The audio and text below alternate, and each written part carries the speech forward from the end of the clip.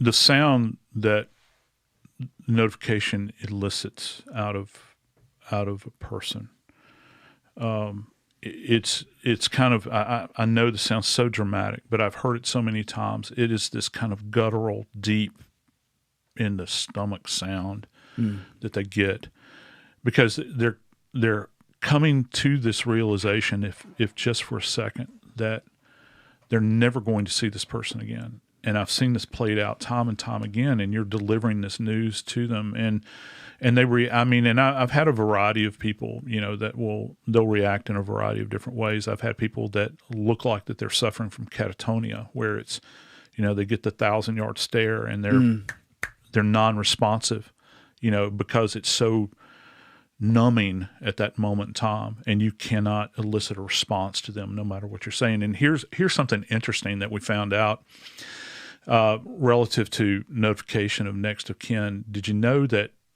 most of the time when you're initially talking to a family and you tell them that they have lost someone, that they only hear about 10% of what you say? Only about 10%. And you hand them a card or do whatever, write down your number here, call me, this is where, your loved one's remains will be, we're going to do this, this, and this. And without fail, they will always call back to the office and say, look, you told us what was going to happen. Can you please speak to that again and tell us again? I think that's rather simplistic. People could probably understand that, but it's that thing. It's like getting hit in the chest with a 10-pound sledgehammer, and that's probably an understatement for most people. And there's so much sadness that's associated with it, because they have an understanding, at least at a base level, that that person's never going to walk through the door again, and there's always going to be an empty chair at the table, and that's their current reality that they're going to be faced with from here on out. Yeah, and knock on wood, hopefully no one listening has ever had to deal with that or will ever have to deal with that, let alone the two of us. But it's also a bizarre time in a lot of ways for guys like you to be living in, because this has been your world for 30, 40 years, whatever it's been, long time. And now over the past 5 to 10 years especially, there's like this whole genre called true crime, right? And people, it's not like we haven't been infatuated with cases for a long time. We have. I mean, the OJ trial definitely changed a lot in this country, and people followed the Ted Bundy stuff back in the day. Like, it's always been a thing, but especially with the rise of the internet and social media, you now have, Christ, you have cases that are getting cracked by fans, and I use that word deliberately there. You have people who are like, yay, fans of this genre, where, sometimes I do feel like, while there is something very, very interesting about talking about this stuff, and I do talk about it with people, and I do follow some of these cases, and in that way am a follower of it. But, it seems like it gets desensitized. Right, and it does. And many people who had no previous awareness of, or an inkling of anything to do with death investigation and certainly forensics, now they're acquiring knowledge. It's not like the days where you have to go and sit in a classroom or study at sit at somebody's feet and learn.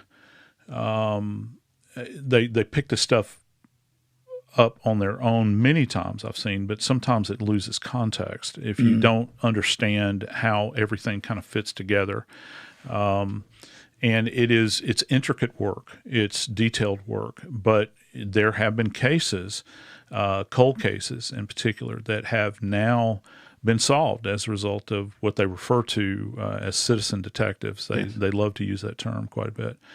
And I find it interesting when the term true crime is used, because that's relative. What do you mean by true crime? And we could go off in any number of directions to discuss that. Go for it. Well, I'm just saying, it's very popular for people to say, "Well, you need to speak your truth." Well, your truth is not necessarily the damn reality of what's Yes. going on. And just because you have this perception of what you think is reality, don't make it so, because you don't see those hidden things. You don't see those things that these investigators see out there on a daily basis. You're not looking at lab results. You're certainly not out there standing over a maggot-infested corpse. And you do not understand the full depth and breadth of everything. So there's two sides to it. I think that there's a very positive side when you begin to think that some cases have been solved, but there are other cases where you see people that do harm. They do harm to the case. They do harm to survivors that are out there, the people that are left behind. I think some people oversell themselves as to what they can do. They begin to sell families who, listen, man, their currency is hope. Yeah. And there are any number of snake oil salesmen out there that will sell them false hope and tell them that, yeah, we can get this solved. And they know they're not going to solve this case no more than a man in the moon. But yet that does happen. So you have to be very, very careful. Thank you for watching the video, guys. Please hit that subscribe button and check out this clip's full podcast episode by clicking here or in the description below.